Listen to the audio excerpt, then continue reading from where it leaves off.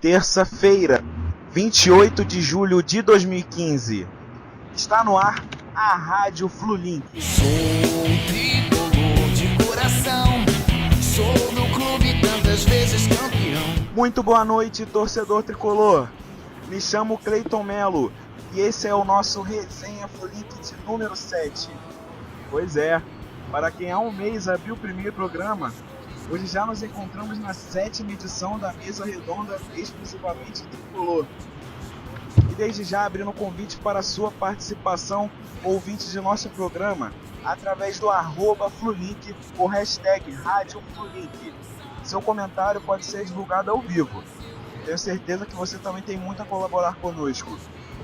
Partindo agora para a apresentação dos nossos participantes, eu começo com o sempre presente Bruno Leonardo, colunista do Flulink e mestre dos trocadilhos. Muito boa noite, Bruno. Boa noite, Cleiton Melo. Boa noite, Daniel Souza. Boa noite, nosso convidado especial de hoje, Marcelo Neves, do site vavel.com. E boa noite a todos os ouvintes que estão prestigiando mais uma edição do Resenha Flulink. Espero que vocês gostem mais uma vez do conteúdo do nosso programa. Fiquem conosco até o final e participem através do nosso Twitter, nosso perfil @Flulink. Contamos com a audiência de vocês e a participação. É isso aí, boa noite a todos. Além dele, temos a volta do agora membro de nossa equipe, Daniel Souza, comentarista dos jogos na Rádio Flulink. Muito boa noite, Daniel. Boa noite, Cleiton, boa noite, Bruno, boa noite, Marcelo, boa noite a todos. É um prazer enorme voltar a participar da resenha e essa semana, sem dúvida, a gente tem muitos assuntos bem relevantes para tratar e vamos tentar fazer isso da melhor maneira possível. É isso. E como convidado de hoje, trouxemos Marcelo Neves, jornalista e repórter da Vavel Brasil. Por um curto tempo também foi membro do Flulink. Boa noite, Marcelo. Boa noite, Cleiton. Boa noite, Bruno. Boa noite, Daniel. Boa noite, torcida tricolor. Como posso dizer, foi um curto período, mas deu para aproveitar. E estou muito orgulhoso de ver a Flulink crescendo do jeito que está. É isso aí. Agora que estão todos apresentados, nós vamos às pautas do programa de hoje. Com a arbitragem confusa, Flu é derrotado pela Chapecoense e cai para a 7ª colocação no Campeonato Brasileiro. E, bom, vocês viram que eu fui bem generoso, né? Coloquei confusa para não parecer choro, mas vamos lá.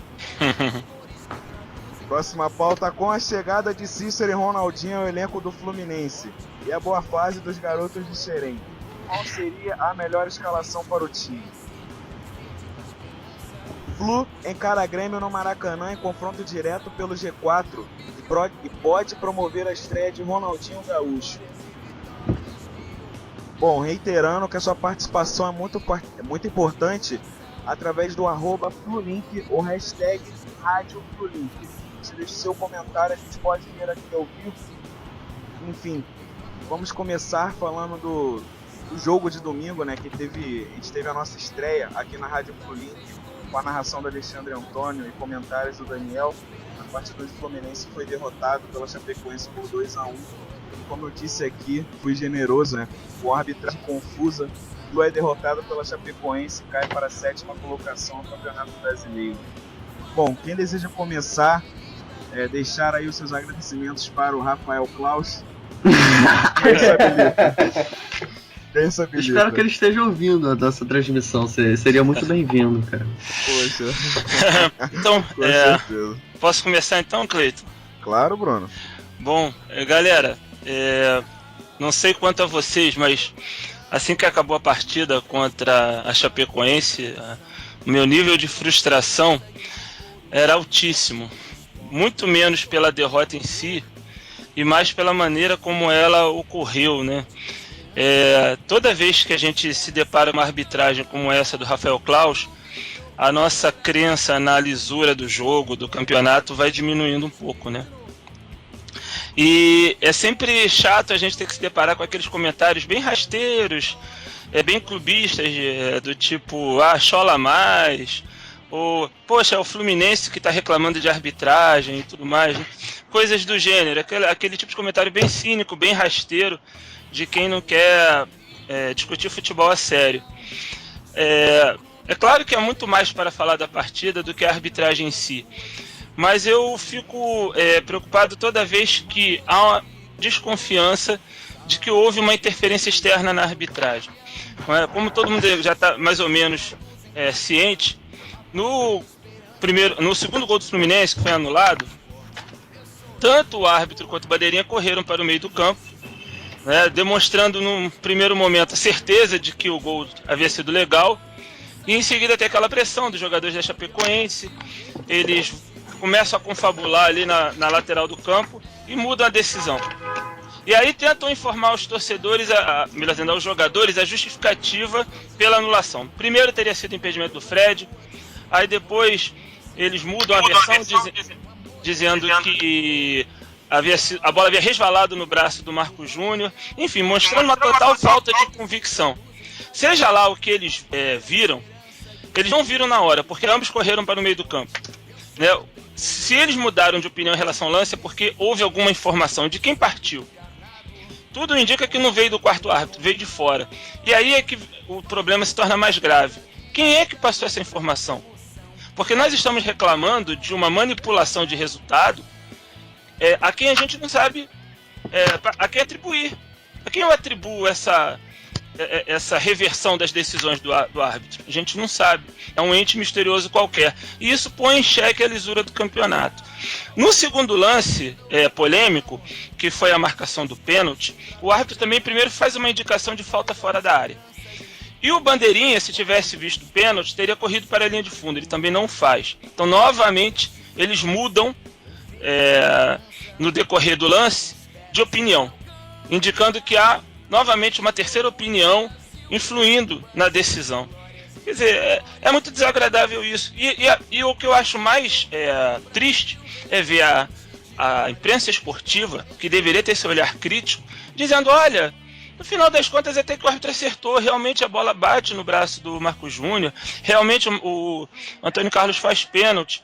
E eles não discutem a maneira como esse, entre aspas, acerto foi obtido, sabe? Através de uma manipulação, de uma informação externa, pelo menos as imagens assim apontam, sabe? Então, quer dizer, contra o Fluminense vale.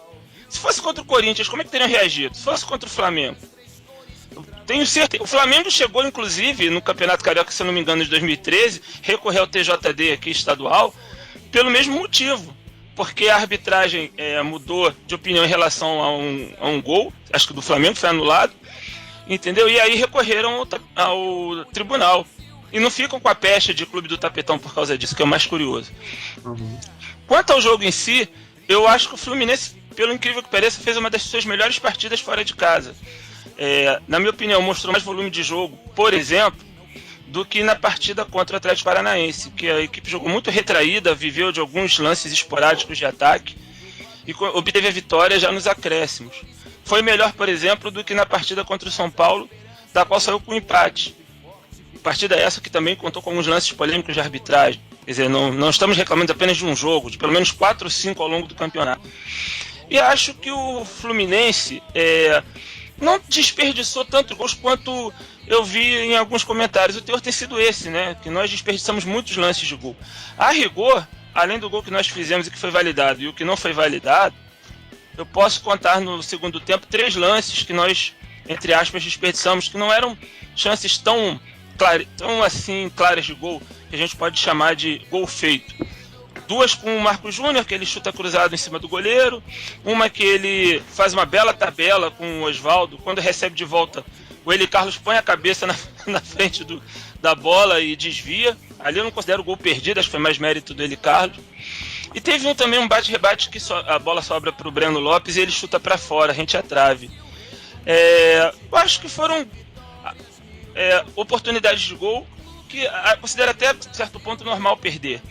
Mas acho que, em que pese o bom volume de jogo, os laterais deixaram a desejar. Foram 25 cruzamentos, dos quais apenas 2 foram certos. E o Fluminense também mostrou um festival de erros em bola parada. Foram 10 escanteios, nenhum aproveitado, cobranças de falta também mal batidas. O problema é esse que eu espero que seja resolvido com a chegada do nosso craque Ronaldinho Gaúcho. esse é o apanhado geral. É claro que depois a gente vai entrar em detalhes do jogo. Passa a bola aí para quem quiser comentar. O que eu penso é, se a situação fosse o contrário, se a situação fosse inversa. Você imagine um Fluminense e Atlético Mineiro no Maracanã. Se o Atlético Mineiro ganhasse, viraria líder, entraria no G4 e faz um gol. O Fluminense usa de ajuda externa para anular o gol. Imagino que não teria de tanta mídia, para investigar. Não, ia ter um dossiê contra o Fluminense, ia ser um inferno na mídia esportiva. Sobre o jogo, o Danilo, o goleiro da Chapecoense, acabou o jogo com mais defesas que o Cavalieri. E mesmo com o Cavalieri sofrendo os 2 gols. O que prova que, mesmo não apresentando seu melhor futebol, mas melhor do que foi, até mesmo contra o Vasco, contra o São Paulo, a gente jogou bem. Eu gostei do Marcos Júnior, mesmo sendo criticado por não decidir, por não optar pela jogada certa. Eu gostei muito do Marcos Júnior, gostei muito do Oswaldo. E os problemas que o Bruno falou, de bola parada, de cobrança de falta, eu creio que o Ronaldinho vai ser importantíssimo nisso. Creio que a volta do Gerson vai ser importante naquele setor de criação, que mesmo não jogando o que pode, ele é muito importante, tanto técnica quanto taticamente. E quanto o Grêmio, espero que com essa volta, com todo o fator diferencial, torcida, a gente possa se recuperar no Brasileirão. Bom, agora, né, só falta o Daniel a comentar, ele que foi comentarista aqui da partida na Rádio Flulink, comigo que estava de plantão e com o Alexandre que narrou a partida. Qual é a sua opinião, Daniel? Bom, falando rapidamente, pra gente falar sobre o jogo, que eu acho que é o mais fundamental, antes vamos comentar rapidamente minha opinião sobre as polêmicas de arbitragem. Eu acho assim, mais fundamental do que se foi mão, se não foi, se foi pênalti, se não foi, isso aí é uma outra discussão, até porque eram lances bastante discutíveis, os dois que geraram essa confusão toda. Realmente, o grande problema disso tudo é a chance enorme, né, dado como os fatos aconteceram, a probabilidade enorme de ter ocorrido interferência externa para definir os lances. Né? Isso cria, como o Anderson colocou, uma espécie de... sugere que houve, sei lá, uma espécie de desafio, como tem no tênis, no vôlei, sei lá. E teve nesse jogo entre Fluminense e Chapecoense, mas que não faz parte da regra do futebol. Eu sou um grande entusiasta da utilização da tecnologia como regra, como recurso para melhorar o nível do jogo de futebol, mas sou a favor que se use quando aquilo se tornar uma regra, não de forma clandestina, como provavelmente tudo leva a crer, né? Pelo que o Bruno comentou, do bandeira do juiz terem os dois sinalizado inicialmente as jogadas a nosso favor e depois terem mudado de ideia nos 2 casos. Tudo leva a crer que foi alguma tecnologia foi utilizada de maneira clandestina, né? Algum ponto eletrônico ali, alguém estava em contato e avisou que, entre aspas, os caras estavam errando. Isso realmente preocupa, porque cria uma condição desigual, cria uma situação que houve nesse jogo e que, por que não aconteceu? Poderia ter acontecido em outros momentos que o Fluminense foi prejudicado no campeonato e mandar voltar lances que o juiz não tinha dado pênalti, entendeu? É uma situação chata, realmente, uma situação desagradável e não sei se a pressão da torcida também, dos jogadores ali, acabou também interferindo. É uma situação realmente complicada, a gente espera que não se repita, porque é lamentável, sabe? E as pessoas realmente não se indignam quando o Fluminense é o prejudicado, com todo aquele discurso babaca de sempre, de que o Fluminense não tem que reclamar de nada e não sei o quê. Esse tipo de coisa a nossa torcida já se acostumou, mas é lamentável que a gente perca um jogo nessas circunstâncias. Falando sobre o jogo, eu também gostei do que eu vi. Acho que o Fluminense fez uma partida bastante sólida. No primeiro tempo jogamos esperando um pouquinho mais, acho que o Chapecoense propôs o jogo, mas o Fluminense foi bastante perigoso jogando no erro deles. No segundo tempo o Fluminense voltou com as linhas mais adiantadas, propondo, criando situações. Acho que se precipitou em alguns momentos na definição das jogadas, eu falei isso durante o jogo. O Fluminense estava cruzando bola demais na área, acelerando o último passe, e isso acabou evitando que a gente criasse mais situações claras que de repente fosse o suficiente pra gente virar o jogo naquele momento que o Fluminense foi bem superior. Inclusive teve ali uns 2 ou 3 laterais pra área ali naquele momento, que é uma jogada que eu tenho horror. Herança do Abel. Abel Braga vive. Eu fico indignado, sério, quando eu vejo lá, o cara indo lá quase no fosso do estádio pra jogar aquela bola dentro da área, com a chance de sair o gol, cara, é de uma em 100 mil. Aí, mostra um pouco de falta de criatividade, falta de paciência. Eu sinceramente não gostei. Mas o Fluminense teve bom volume. Se tivesse um pouquinho mais de paciência, porque eu acho que tem jogadores com qualidade, sabe? A gente poderia ter sido mais efetivo. No final do jogo, por volta de 25, 30 minutos, deu pra sentir o Fluminense um pouco mais retraído, né? Chegou naquele momento da partida que o resultado não era de todo o ruim para os dois times. A Chapecoense, o resultado não era bom para ela jogando em casa, né? Ela vinha de 2 derrotas, precisava se recuperar, mas era bem melhor do que uma derrota, do que uma terceira derrota seguida, né? Então não era uma tragédia. E pro Fluminense empatar em Chapecó, que é um lugar que costuma ser bastante hostil de se jogar, né? Como visitante, não era um resultado para a gente ficar indignado, preocupado, longe disso. Então o jogo ficou naquele negócio, os dois times só indo na boa, e acabou que um detalhe, uma jogada, que foi o lance lá do pênalti, acabou decidindo a partida. Mas eu acho que é um jogo que a gente não tem que sair preocupado com o que aconteceu dentro de campo, porque o Fluminense dá para tirar muito mais coisas positivas do que negativas. Eu realmente gostei do que eu vi. Se a gente jogar assim mais vezes como visitante, né, acho que a gente vai conseguir mais resultados positivos do que negativos. Eu queria fazer um comentário, que foi uma situação que eu percebi mais no primeiro tempo do que no segundo. Teve um lance de perigo a favor da Chapecoense. Eu não sei precisar agora quantos minutos eram de jogo, se eu não me engano eram 9 minutos. Que o Ananias vem correndo pela nossa intermediária, toca pro Bruno Rangel, e o Bruno Rangel chuta cruzado rente à trave, num lance que faz lembrar um pouco o próprio gol deles. Uhum. A diferença... o gol, eu percebi isso também, foi exatamente o gol. A diferença é que no lance do gol, a jogada se inicia com um erro de passe do Edson. Uhum. E nesse primeiro lance, mais ou menos aos 9 minutos de perigo, o que eu percebi?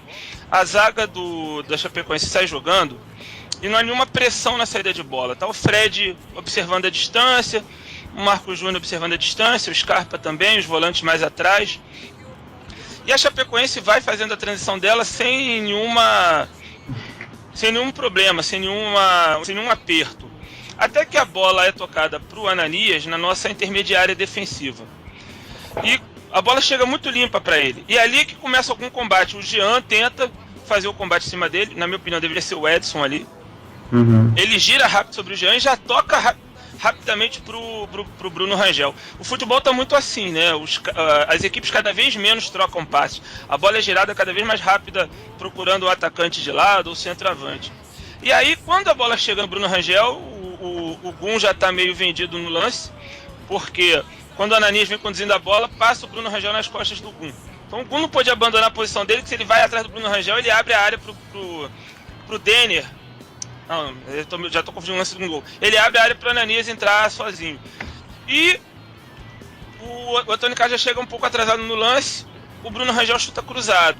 Aí a gente, quando olha para esse tipo de lance, a gente coloca muito a culpa nos zagueiros. Esses zagueiros não combatem, esses zagueiros não chegam junto. Mas na minha opinião, o erro todo começou lá atrás, na saída de bola dos zagueiros dos caras. E é uma coisa que eu acho que o Anderson tem que corrigir. Eu acho que o Fluminense tem que ter mais pressão na saída de bola. Não pode ficar tudo muito estourando em cima dos volantes e dos zagueiros, né? E uma coisa que eu reparei é que o Edson saiu mais pro jogo do que o Jean.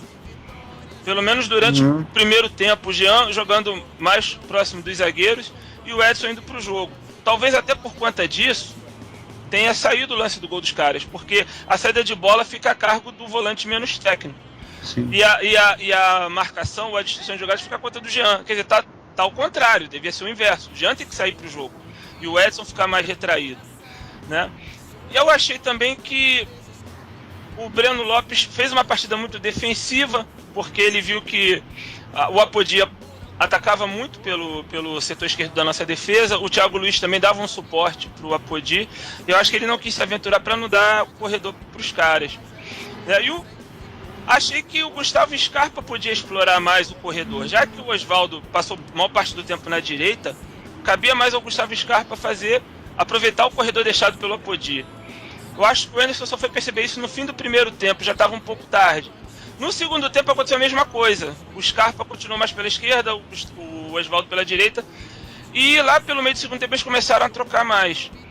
Então eu acho que talvez faltou explorar melhor esse lado, no caso seria o lado direito da defesa da Chapecoense, que ali estava o mapa da mina. Né? Mas enfim, são situações que eu espero que o Anderson tenha observado para corrigir, né? Os espaços que o adversário dá, que nem sempre o Fluminense aproveita. Eu senti que o Scarpa muitas vezes ele segurava um pouco em certas investidas do Oswaldo, pelo lado que o Oswaldo estivesse atacando, na maior parte do tempo foi o direito, o Scarpa segurava um pouco pela esquerda, eles meio que alternavam as subidas, né? Talvez por isso ele tenha mantido o Scarpa na esquerda, que o Scarpa segurava mais um pouco, para ajudar o Breno ainda, mesmo o Breno já sendo um jogador de característica mais defensiva, ajudar mais o Breno na marcação do Apodi, que em termos de estatística é um dos jogadores que mais produz ofensivamente para o time da Chapecoense, e embora seja fraco defensivamente. Eu pelo menos observei isso. E eu senti que também o Edson realmente estava adiantado, mais adiantado que o Jean em certos pontos da partida, o que é uma, entre aspas, novidade, né? Porque não costuma ser esse o padrão. Isso forçou o Edson não, essa frase vai ficar horrível. Isso fez o Edson forçar alguns passes, né? Uhum. E embora ele seja um excelente marcador, um jogador muito, muito raçudo, que se posiciona bem e tal, ocupa bem os espaços, às vezes quando os outros estão marcando mal, ele marca por 2, 3 jogadores, é um jogador impressionante. Mas o passe dele não é nenhuma maravilha, né? O passe do Jean, com todas as críticas que se faz ao Jean, o Jean é um jogador que tem um passe acima da média, e o Edson não é o caso dele. Pode até evoluir nesse sentido com o passar dos anos, mas hoje em dia ainda não é uma característica marcante. Então eu concordo com esse ponto de vista. Acho que o Edson, assim como no jogo contra o Vasco, acho que até mais que nesse último, É verdade. forçou alguns passes ali na saída de bola que, não sei se por orientação do Edson, do Anderson, ou por afobação, acabaram comprometendo a equipe em certos momentos. Eu acho que isso de jogar adiantado, eu acho que, entre aspas, pode até ter sido uma recomendação do Anderson, não para saída de bola, mas no ataque principalmente. O gol que a gente fez saiu uma finalização do Edson de fora da área, e não é a primeira vez que ele tem feito isso. E acho que em todos os jogos do Brasileirão ele está arriscando. Acho que isso pode ser mais uma arma que o Fluminense tem, que o Anderson está usando, mas que está usando de forma errada, porque você não pode apostar num volante chutando de fora da área, mas deixando a defesa exposta. É verdade. Eu acho que o Edson foi um dos maiores achados em termos de contratação do Fluminense nos últimos anos, né? Quando a gente lembra que nós passamos muito tempo se virando com o Valência ou com o Edinho, o Valência saiu do Fluminense, jogou vários anos, não tem nenhum gol registrado, né? E o Edinho, se eu não me engano, só tem um gol a favor do Fluminense. Aliás, um golaço. Eu não vou lembrar agora o adversário, mas um tiro de fora da área, um tirambaço no ângulo. Acho que foi um jogo do Campeonato Carioca, mas eu tô postando o Edinho, Contra o Figueirense, 3-0. Contra o Figueirense? 2011. Isso aí. 3-0 Fluminense. E o Edson, com menos de um ano de Laranjeiras, já tem quantos gols? Eu posso arriscar que pelo menos 8 ou 10 gols. 10 gols, né? 10. Quer dizer, é um famoso volante moderno, porque é um cara que está em todas as partes do campo, ele marca, ele chega na frente, até se bobear ele chega para fazer a diagonal e entrar na área, fazer o gol. Tanto o Edson quanto o Jean tem um bom poder de infiltração. O Jean sempre teve essa característica, e o Edson, mesmo sendo um jogador com característica mais de marcação, ele infiltra muito bem, já fez vários gols assim. Ele chuta bem, ele sabe cabecear. Exatamente, ele também tem um bom cabeceio, bem lembrado. Então, assim, não se trata de querer aqui imputar a culpa ao Edson pela derrota nem nada disso, é apenas uma observação tática. Eu acho que é um jogador muito útil ao Fluminense. Aquela partida dele contra o Goiás foi histórica. O cara estava em todas as partes do campo e ainda fez o gol da virada. Então é isso, eu acho que é só uma questão de ajustar ele pode até alternar de posição com o Jean, mas eu acho que isso tem que ser melhor coordenado. Até porque a gente tem uma dificuldade de reter a bola na frente, pelo menos enquanto estiver jogando essa molecada, Marcos Júnior, Scarpa, Gerson. E se ele sair muito pro ataque, essa bola bate e volta e não pega o Edson na posição ideal para destruir a jogada do adversário, né? Mas é só uma observação, eu acho um jogador fantástico. E se o Edson tivesse nascido um pouco antes e tivesse jogado a final de 2008 na Libertadores, aquela orelhudinha era nossa, pode ter certeza. Se fosse ele no lugar do Igor, pode ter certeza que o título era nosso. Com certeza, com certeza. Bom, aqui na internet, no nosso Twitter, temos algumas participações, não sobre o jogo em si, mas em relação à interferência externa.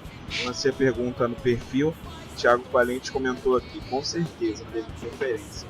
Não tem como provar, isso tem que ser discutido. Talvez uma caixa preta da comunicação da arbitragem ajude. É uma boa ideia. O Cabeça Tricolor, membro do Flulink, participa com a gente aqui e diz: houve, óbvio, tanto que os dois correram pro meio e de repente voltaram atrás. Eu acho que o amigo vascaíno aqui do Daniel participou, CRVG Moraes 11, diz aqui: eu não vi o jogo, mas creio que não teve interferência externa. Vou dar um esporro nele. Até porque não foi um lance que marcou e logo depois voltou. Não, ficou uns 40, 50 segundos com um gol validado. Todo mundo correu pro meio, gerou a confusão e uns 40 segundos depois ele anulou. Não foi de uma hora para outra. Exatamente, inclusive na nossa transmissão na Rádio Flulink a gente teve problema pra narrar o pênalti. Foi um inferno. Da Chapecoense, foi complicado pra narrar. Mais com o delay da ligação do Skype, ainda por cima. Além do gol do Marcos Júnior também, que a gente comemorou o gol, botou vinheta de gol, botou vinheta de gol, aí 1 minuto depois ficou anulado. Muda de ideia. Plot twist. É complicado, então o pessoal aqui comentando, pelo menos a maioria dizendo que houve interferência externa. Em relação aqui ao pessoal que pede abraço, Jefferson Dutra, da Flu Caicó, diz aqui: mandem um alô para a Flu Caicó, que fez uma linda festa com a presença de Paulo Vitor. Abraços. Abraço para a Flu Caicó, Jefferson. O Bruno que é amigo do pessoal da Flu Caicó, né? Eu conheço 2 integrantes, né? O Jefferson Dutra, o Eric Costa, que é um brilhante cronista, escreve pro Panorama Tricolor. E são 2 tricolores. Um abraço ao Eric. Eric Costa é genial. Um abraço a ele. Genial. O cara é um poeta. E são 2 tricolores muito ativos, né? Nesse papel de promover o Fluminense lá no Rio Grande do Norte.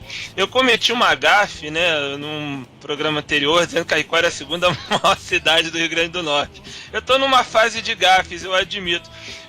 Caicó é uma cidade muito simpática, mas é uma cidade de 70 mil habitantes.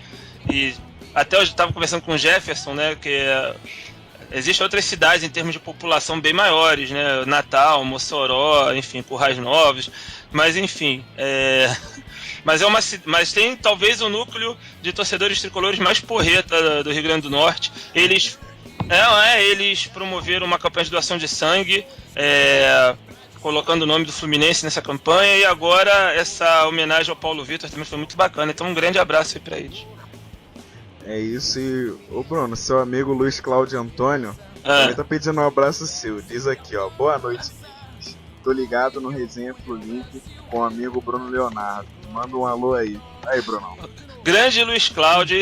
O Luiz Cláudio sempre dá uma força pra gente, sempre compartilha nossos textos, retuita nossas publicações lá no Twitter. É um admirador nosso. Ele também tem um blog. Também, se ele depois quiser aqui, a gente fala no ar, né, Cleiton? Dá uma força aí também. Pô, ele dá uma moral bacana pra gente. Agora eu tô esperando a Sofia Miranda lá da Globo.com pedir um abraço. Esse aí eu faço.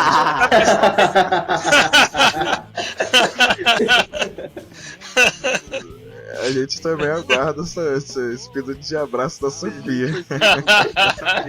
Seria antológico. Com certeza.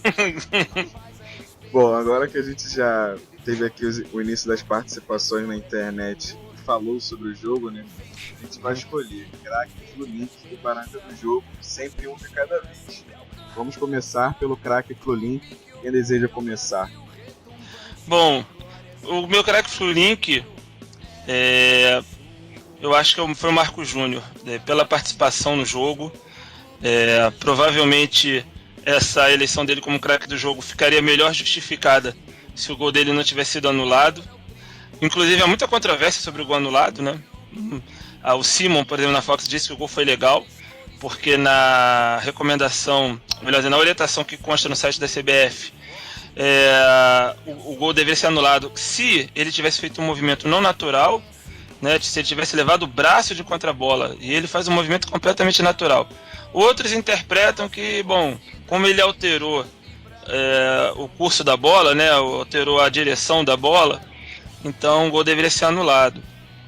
Mas eu acho que ele, mais uma vez, é um jogador que tem procurado suprir a ausência de um autêntico meia de criação. Ele não é um meia clássico, ele é um jogador de faixa de campo. Dizer que ele é o meia central do Fluminense é ficar preso a uma noção de futebol que os caras, que cada um fica no seu quadrado e não sai dali. Ele é um cara que atua pelo centro puxando contra-ataque, ele cai pelos lados, ele tá na frente, na real, ele tem se posicionado à frente das duas linhas, né? Principais. Os dois extremos têm sido o Scarpa e no outro jogo foi o Osvaldo, né? Mas nos outros jogos tinha sido o Gerson.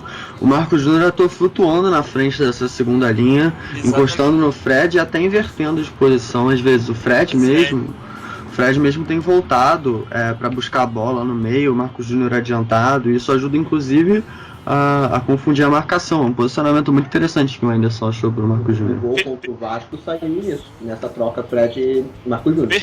Perfeito, ele faz uma incursão na área como um autêntico centroavante, exatamente. É um dos legados interessantes que o Anderson está deixando, né? Além dessa troca de posição com o Fred, às vezes a inversão de lado entre os meias abertos, né? Às vezes o Gerson vem para a esquerda, o Scarpa vai para a direita. Nesse jogo contra a Chapecoense a gente viu essa troca entre o Scarpa e o Osvaldo. Então eu acho que pela movimentação, pelas opções de passe que ele dá constantemente, ele foi o craque. Mas o Osvaldo também fica com uma menção honrosa. Eu acho que ele fez uma partida muito interessante. O gol do Fluminense de empate sai de um cruzamento dele, que obriga o Danilo a sair do gol e gerar o rebote que resulta no gol do Edson. Então é isso aí, eu fico com o Marcos Júnior. Neves, sua vez, pra você, quem foi o craque Flulink? Não tem como não ser o Marcos Júnior, pois por tudo que o Bruno falou, por tudo que eu falei mais cedo. E ele foi o que criou mais chances, foi o que mais finalizou, teve o gol anulado, mal anulado. E exatamente, por tudo que o Bruno falou, acho que ele resumiu bem, minha opinião. Ele não jogando na posição que ele costuma jogar, que ele jogou desde a base, ele continua rendendo bem, continua fazendo bons jogos, e nesse não foi exceção. Daniel, sua vez, craque Flulink da partida. Olha, eu acompanho o voto de vocês, acho que o Marcos Júnior foi o melhor. Eu acho que assim, eu não vejo um destaque soberano de um ou outro jogador em relação ao conjunto. Eu acho que o conjunto do Fluminense foi bom no domingo, mas eu acompanho o voto de vocês até mais pelo conjunto da obra, pelo quanto que o Marcos Júnior vem evoluindo no trabalho do Anderson, um jogador que estava praticamente esquecido, chegou até a ser emprestado, sem grande sucesso, e ressuscitou das cinzas praticamente e para se tornar uma peça muito útil. Eu achei que fez um ótimo jogo. Também gostei do jogo do Osvaldo e do Scarpa, nas duas laterais do campo, nos dois extremos. O Osvaldo é um jogador que eu boto muita fé, que é a equipe que vai nos ajudar. Jogador disciplinado taticamente, habilidoso. O Scarpa, que é um jogador da base que tem evoluído muito nesses últimos jogos, tem aproveitado, né, a oportunidade que os nossos desfalques inicialmente deram, se tornou uma peça importante do time também. Depois a gente vai debater melhor, né, com os reforços e tudo, com os jogadores voltando, como é que seria a escalação. Eu dou menção honrosa ao Osvaldo e ao Scarpa, gostei do jogo dos dois, mas eu acompanho o voto de vocês. Acho que o Marcos Júnior, até mais pelo que tem feito no conjunto e que ele voltou a fazer nesse jogo contra a Chapecoense, meu voto vai para ele também. Bom, então ganhou de goleada, o Cabeça participou aqui também, elegeu o Marcos Júnior como craque Flulink da partida. E agora a gente passa para a baranga do jogo, né? Quem foi a baranga do jogo na opinião de vocês? A baranga vai lembrar Como um sempre, não, já rapidinho. Ah. Como sempre, a gente tem que deixar a menção super desonrosa para o árbitro da partida, né? A gente já elegeu aqui o Daron. pouco. O Daron ia falar nisso. Exatamente. Aí agora, Rafael Klaus. O Daron- Enfim, vai, Brunão. Vai que Daron, é tua. os seus clássicos 6 minutos de acréscimo, também conhecidos como até empatar, né? Ou até desempatar, no caso, porque o Atlético Paranaense podia desempatar o jogo, quem desempatou foi o Fluminense e o tiro saiu pela culatra. E dessa vez a estrela do jogo foi, na verdade, a estrela do jogo foi mais o Bandeirinha do que o Rafael Klaus, né? Porque nas duas ocasiões é ele que, de alguma forma, influencia na decisão do árbitro. E tem também a estrela invisível, que é essa voz do além, pegando emprestada aqui a expressão que o Marcelo Savioli lá no site dele utilizou, essa voz do além que ninguém sabe quem é, né, cara? Esse Big Brother do futebol aí que soprou no ouvido dos caras. Agora, dentro das 4 linhas, né, no que se refere aos jogadores, a Baranga. Pois é, eu tô numa dúvida, cara. Não houve, assim, na minha opinião, nenhum grande culpado pela derrota, então, antes de tudo, esclareço isso. Não houve, assim, um jogador que teve uma situação desastrosa, mas eu achei que quem destoou um pouquinho negativamente foi o Antônio Carlos. Nas 2 jogadas de gol, de alguma forma ele poderia ter contribuído de uma forma mais efetiva. No gol do Bruno Rangel, embora fosse difícil, um zagueiro mais rápido talvez chegasse a tempo de travar o chute. Talvez o Marlon conseguisse, eu não tenho certeza. E no lance do pênalti, a jogada se inicia com o Bruno Rangel fora da área, pressionado pelo Antônio Carlos e pelo Jean. Sempre me preocupa quando o Fluminense faz marcação dobrada em algum jogador e não consegue anular a jogada, porque se 2 estão indo em cima de um e não conseguem bloquear a jogada, vai abrir espaço, né?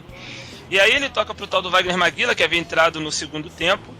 O Wagner Maguila domina e vê o Bruno Rangel se levantar, porque ele dá o passe meio caído e recebe a bola na entrada da área. Aí o Antônio Carlos vai em cima dele, faz na minha opinião, foi pênalti. Sei que nem todo mundo vai gostar de ouvir isso, mas eu também achei. O Antônio Carlos faz uma pinça na perna do Bruno Rangel e a bola já está um pouco distante. O que me revolta, na verdade, é a falta de convicção do árbitro e a maneira como ele voltou atrás. Eu acho que interpretar é uma coisa, interferir no jogo, que é o caso dessa voz do além, é outra, né? Então a gente não pode aceitar, a gente pode discutir a interpretação de árbitro, ele tem esse direito de interpretar, agora de aceitar interferência externa ele não tem esse direito.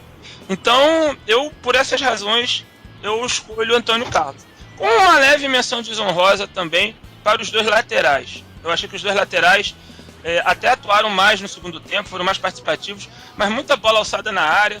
Quando a gente já não tinha o Fred, tinha o Magno Alves, que é um jogador mais baixo, e faltou precisão nos cruzamentos. Achei que faltou um apoio mais qualificado dos 2 laterais, o Breno Lopes e o Wellington Silva. Bom, eu acho assim, eu acho que os 2 zagueiros não foram bem mais uma vez, nenhum dos 2, mas novamente, eu acho que em dados momentos eles estiveram muito expostos. Acho que nesse último jogo, eu não digo isso por causa dos resultados que foram negativos, mas no último jogo, o espaço entre as 2 linhas principais da equipe Ficou visível, né?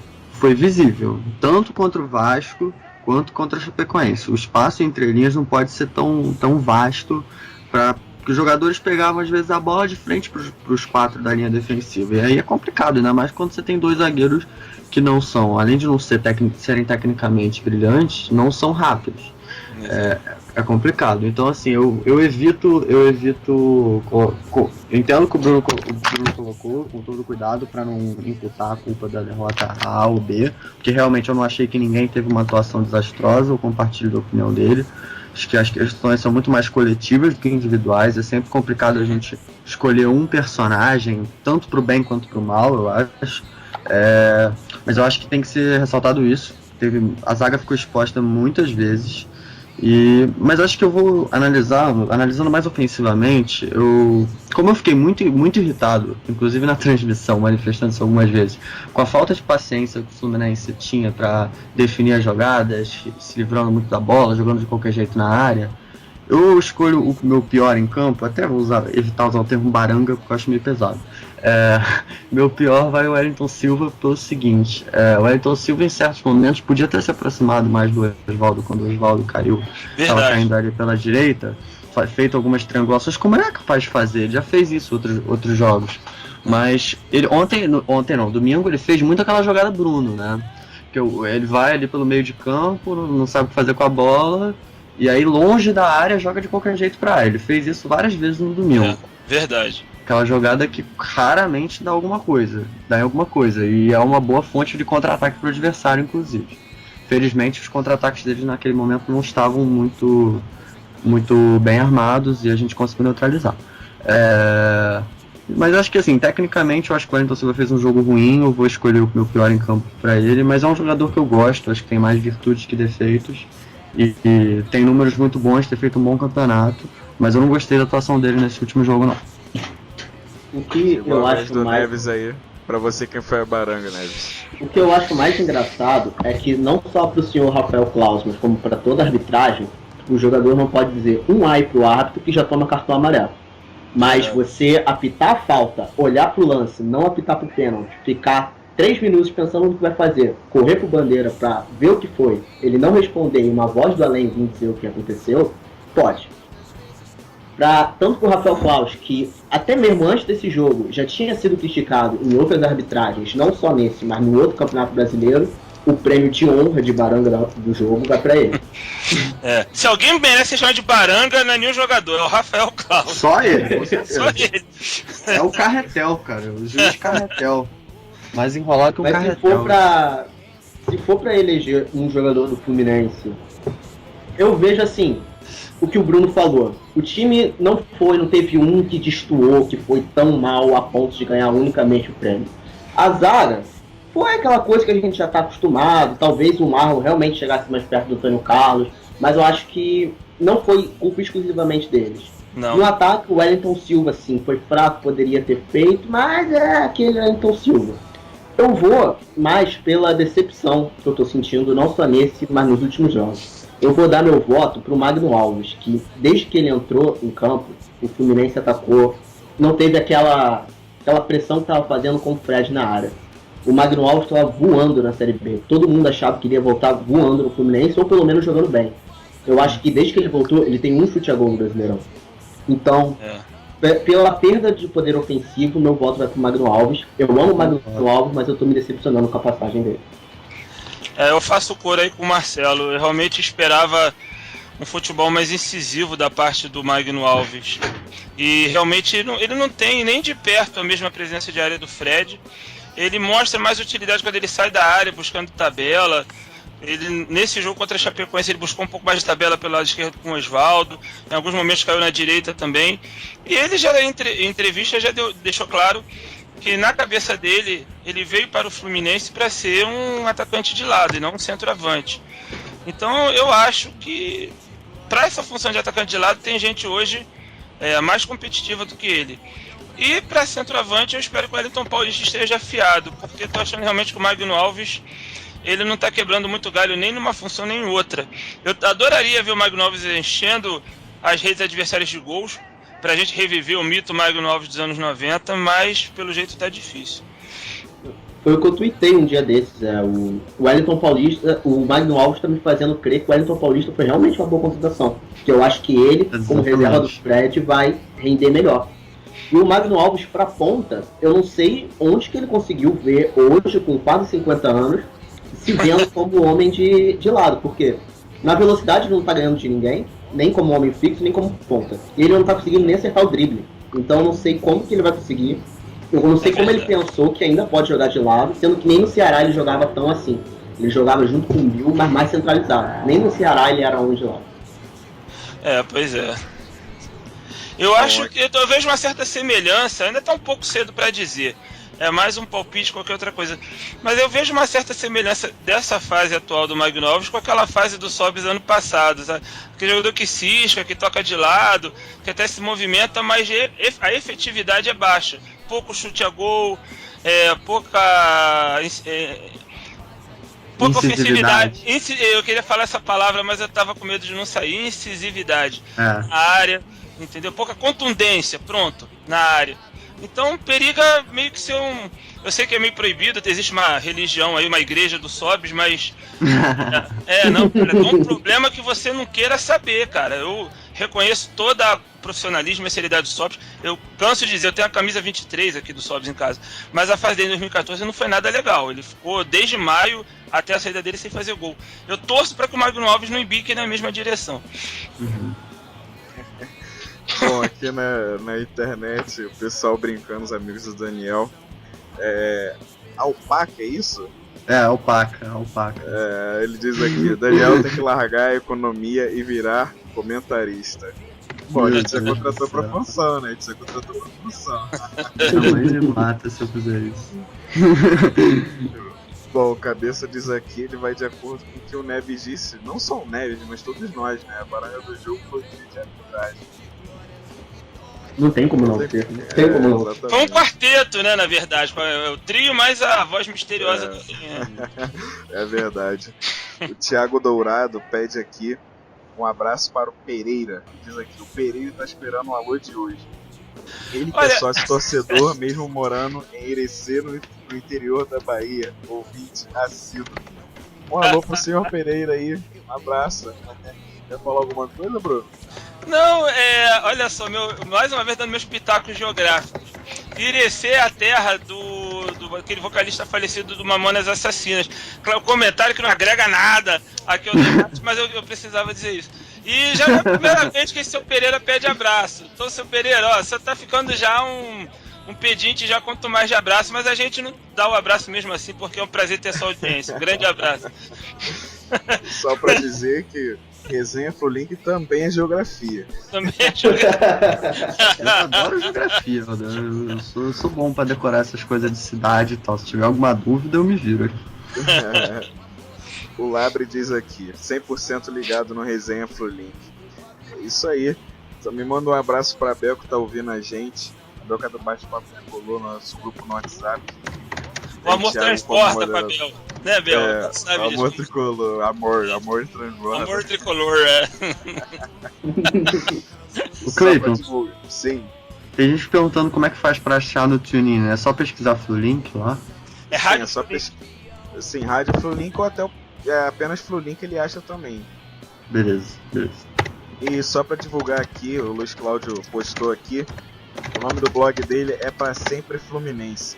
Pra Sempre Fluminense.blogspot.com.br. Maravilha. Bom, agora que a gente já encerrou a pauta da partida de domingo, onde foi a arbitragem 2 Fluminense 1, agora nós vamos para a próxima, que diz em relação às contratações e retorno de Cícero, né? Com a chegada de Cícero e Ronaldinho ao elenco do Fluminense e a boa fase dos garotos de Xerém, qual seria a melhor escalação para o time?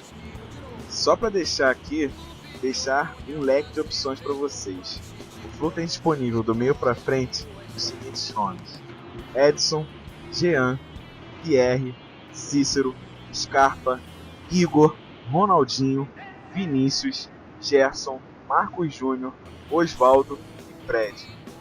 Bom, com esse leque de pessoas... Você não citou o Lucas Gomes. Ah, o Lucas Gomes não é opção. Lucas Gomes, graças a Deus, tá indo pro Fortaleza. Ah, é? É sério isso? Tá negociando com o Fortaleza, o pessoal de lá tá falando que é praticamente certo. Pô, agora que eu tava começando a gostar dele, cara. Pô, eu ia falar a mesma coisa, eu queria ele no elenco, sabia? Eu tô adorando ele negociando com o Fortaleza. Pô, e olha que eu já critiquei ele, cara. O quanto que eu já critiquei esse cara esse ano. Mas ele Poxa. tava começando a ser útil, cara. Não, sério, cara, eu fiquei triste de saber isso, eu juro, eu nunca pensei que eu estaria dizendo isso, mas eu fiquei triste. O Fluminense tá tão bem servido que o Lucas Gomes, mesmo indo bem a partir de agora, não vai fazer falta nenhuma, Daniel. Tem isso. Pô, sei lá, né? Vai que dá aquelas zicas, que a gente sabe como é que é o Fluminense com contusão, né? O Fluminense quando tá bem, tem aquele negócio, aquela zica que se abate sobre Laranjeiras que machuca 4 ou 5 de uma vez. E justamente no setor do cara que vai embora, né? Não, e é sempre os bons que se machucam. Nunca é perna de pau, é sempre os melhores. João Felipe é inquebrável. Inquebrável! O Vinícius que tava bem se machucou, o João Felipe nada. O Vinícius deve estar tendo a melhor fase da carreira, aí num lance boçal, vai lá e quebra o pé. Puta merda, não dá, cara. Vitor Oliveira também não se machuca, né? Bom, a gente ficou falando aqui de contusão, mas não falou da falta que eu botei aqui em xeque, né? Então, o Cleiton, você tocou muito bem. A gente agora do meio pra frente tá cheio de opções, né? E é interessante porque a gente estava se virando aí com uma meninada. Então a gente vem jogando com o Marco Júnior, o Scarpa e o Gerson. E em alguns jogos as nossas opções de ataque se resumiam a Igor e Lucas Gomes, que está de saída para o Fortaleza. Achei até interessante que ele está saindo para o Fortaleza, porque a gente não vai viver aquela síndrome do ex, né? Ele vai jogar a Série B, né? Então não vai ter síndrome. Série C? Então não vai ter a síndrome do ex. E aí, quando todos estiverem à disposição, aí a gente pode até se dar o luxo de pensar, poxa, se jogar Ronaldinho Gaúcho e Cícero armando o jogo, com quem sabe Oswaldo e Fred na frente, a gente vai ter no banco Vinícius, o Gerson, o Gustavo Scarpa, o Robert, que tá, a essa altura já está clinicamente curado e vai estar entregue à preparação física, né? Então a gente vai ter uma quantidade de jogadores de bom nível para mudar o panorama da partida. Então realmente aquele drama de não ter com que se virar no momento da partida, que você precisa mudar o desenho do jogo, isso aí agora está no outro extremo. Agora vai ter muita opção, o que já está gerando até saída de jogadores, né? A gente já está vendo o próprio Lucas Gomes indo embora. Agora, nas discussões em torno de escalação ideal, eu vejo o torcedor ainda um pouco preso àquele modelo de escalar o time titular. Quais serão os 11 que vão começar jogando? E isso decorre muito da cultura do futebol brasileiro, né? Que o jogador ainda não entende que às vezes é melhor ele ficar no banco, ainda não entende essa cultura da rotatividade, que na Europa os caras, os próprios jogadores brasileiros, quando vão lá, aceitam. Chegam aqui, eles fazem biquinho e querem ser titulares. O Cícero mesmo, que já jogou no Hertha Berlim, já jogou no exterior, chegou aqui e fez beicinho, pelo menos é o que tudo indica, com o Cristóvão, não digeriu bem a reserva. Mas eu acho que o Fluminense hoje tem justamente um leque de opções que permite escalar o time de acordo com o adversário. Dada essa dificuldade que a gente tem de pressionar a saída de bola do adversário, a gente já tem um Fred que até por questões físicas não tem condição de ficar toda hora marcando saída de bola dos zagueiros. Por ter o Gerson também, que é um jogador, como alguns gostam de classificar, clássico, que gosta mais da bola no pé, não é tanto de marcar.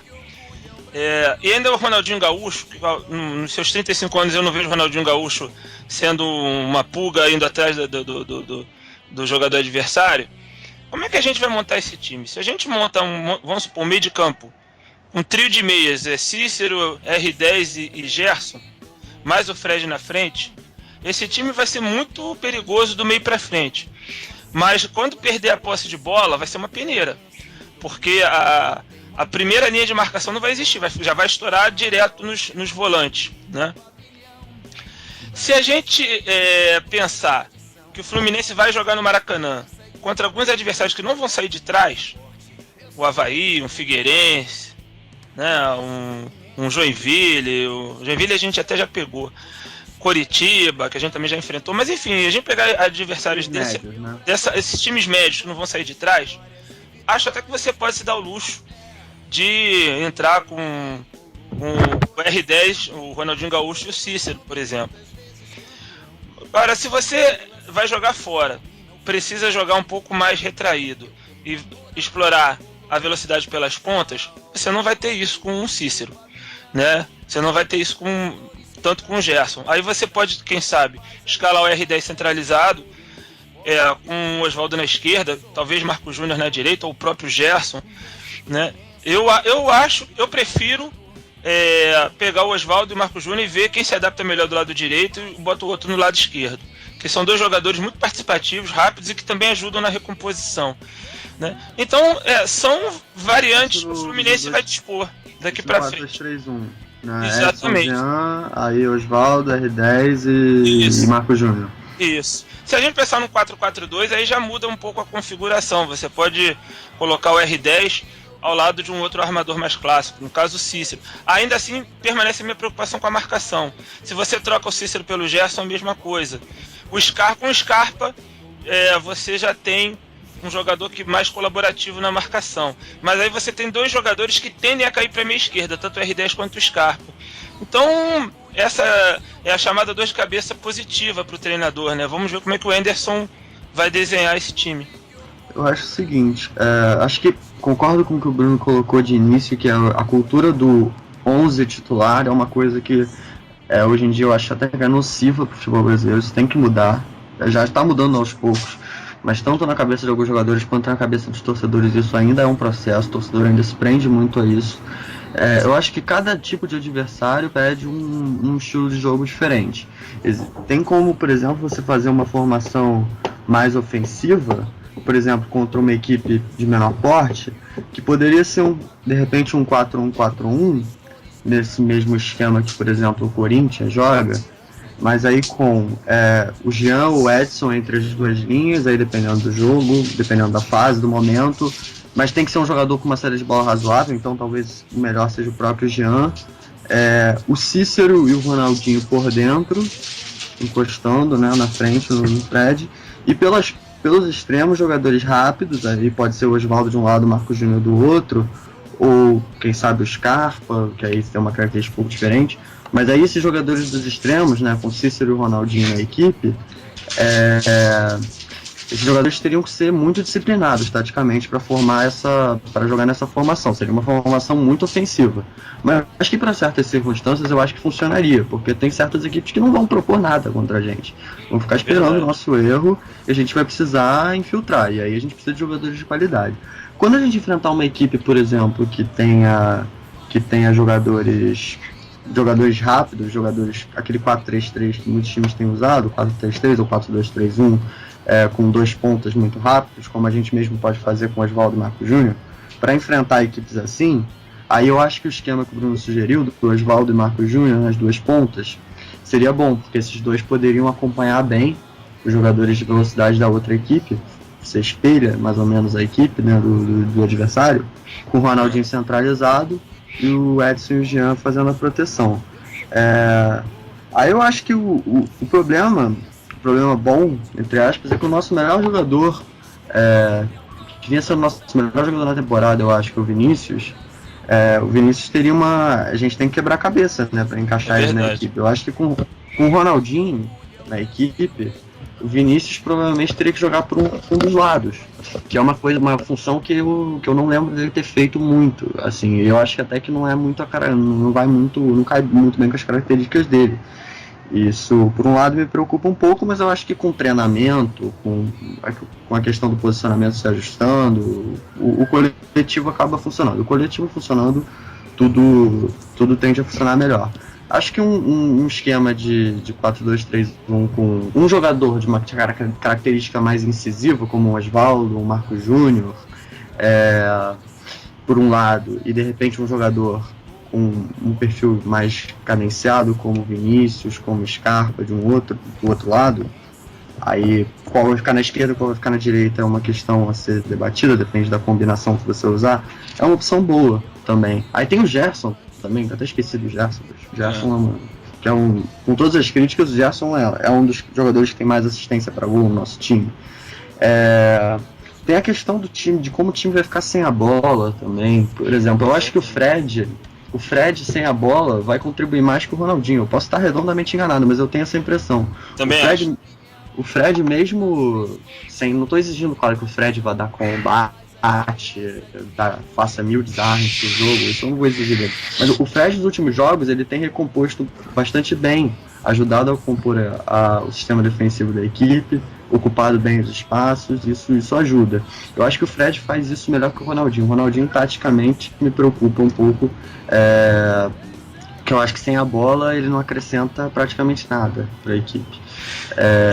Só uma parte, Daniel. Claro, inclusive, há comentaristas que consideram que essa competitividade que o Atlético Mineiro vem tendo atualmente nos jogos fora de casa e que não tinha, por exemplo, em 2012 e 2013, quando tinha time para ganhar o Campeonato Brasileiro e não ganhou, se deve à ausência do Ronaldinho.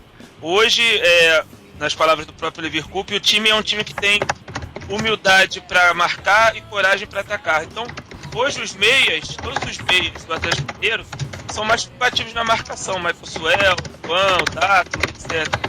E o Ronaldinho Gaúcho talvez fosse nos jogos fora de casa, quando o Atlético não tinha tanta tarefa de propor o jogo, mas se defender, ele era esse cara que talvez ajudasse a desequilibrar a força defensiva do time. É uma preocupação que eu tenho, mas é urgente a entrada dele no time para ser o cara que retém a bola na frente.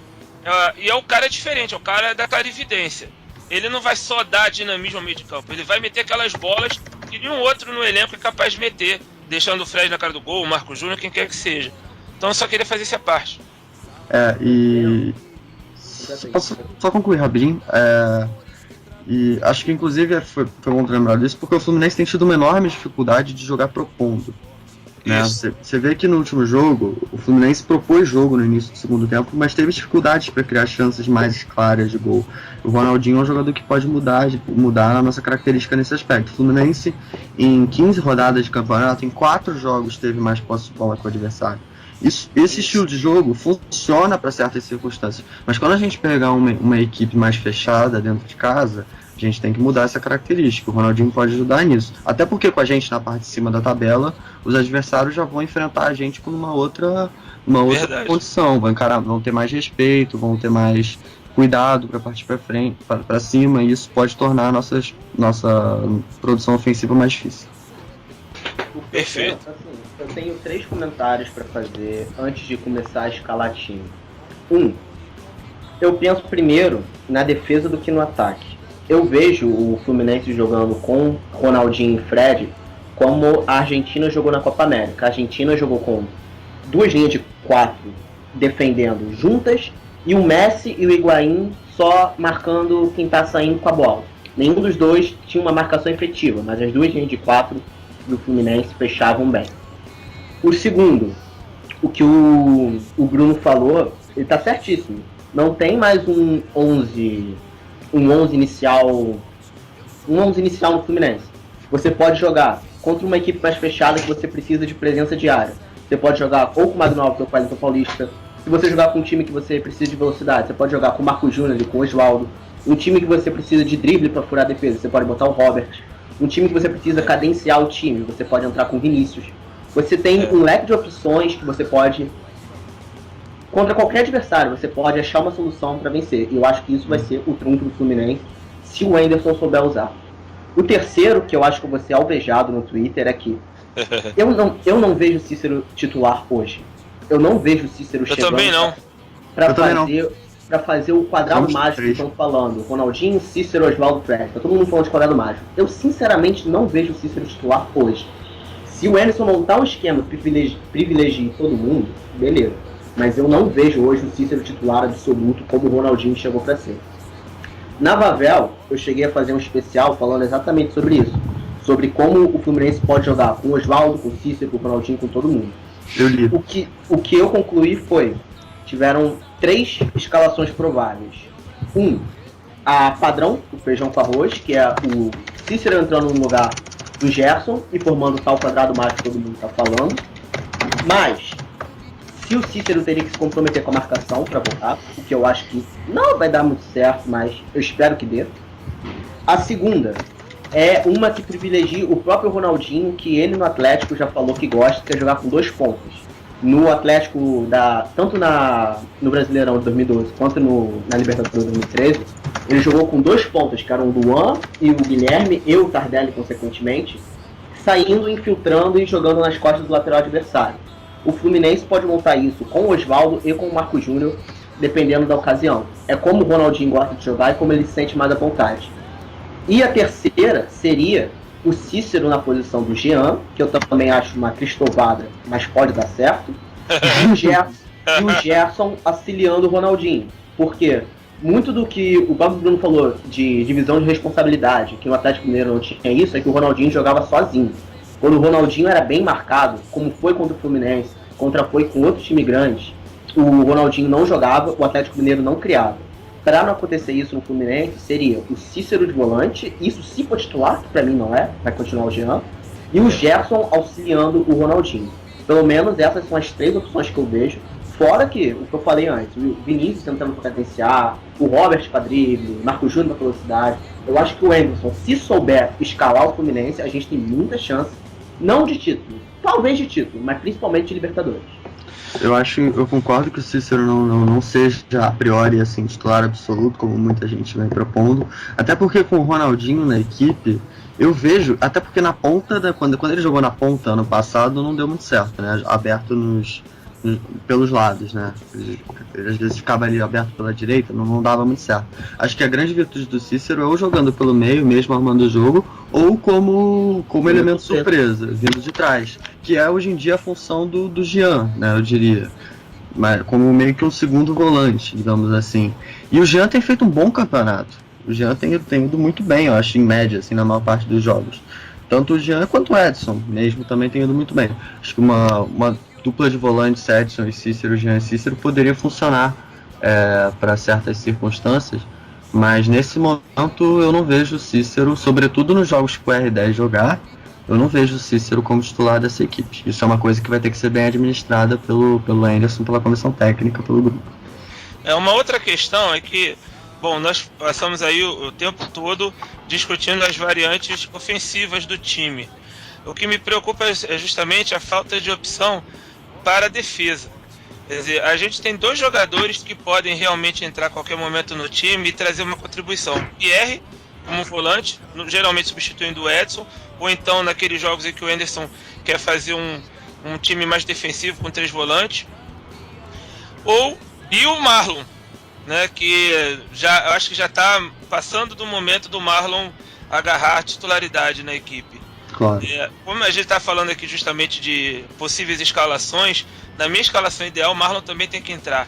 Eu acho que está na hora, sabe, da gente entender que um garoto, até porque é política do Fluminense, valorizar a base, até visando uma futura negociação, deixar esse menino na reserva com a qualidade, a maturidade que ele já demonstra, com a saída de bola que ele tem, com a velocidade que ele tem, eu acho um desperdício. Então, nessa escalação ideal não pode faltar o Marlon, na minha opinião. É meio beabá da defesa. Um zagueiro forte, troncudo, e um zagueiro mais rápido para cobertura. Exatamente. As grandes áreas são feitas assim. Acho que o Gum, dificilmente o Gum vai perder a vaga para ele ser um dos líderes do elenco. Mas Gum e Marlon tava dando tão certo no Brasileirão, eu acho que poderia manter. Também acho. O Marlon, inclusive, pode ajudar a nossa saída de bola, por exemplo. Eu reparei que no último jogo, até acho que por esse motivo também, eu esqueci de comentar quando a gente analisou a partida, o Edson teve que participar mais da saída. O Jean é muito marcado. O adversário marca muito o Jean na saída de bola para tentar dificultar, criar esse obstáculo. O Jean primariamente é quem vai comandar a saída de bola, né, em condições normais do Fluminense.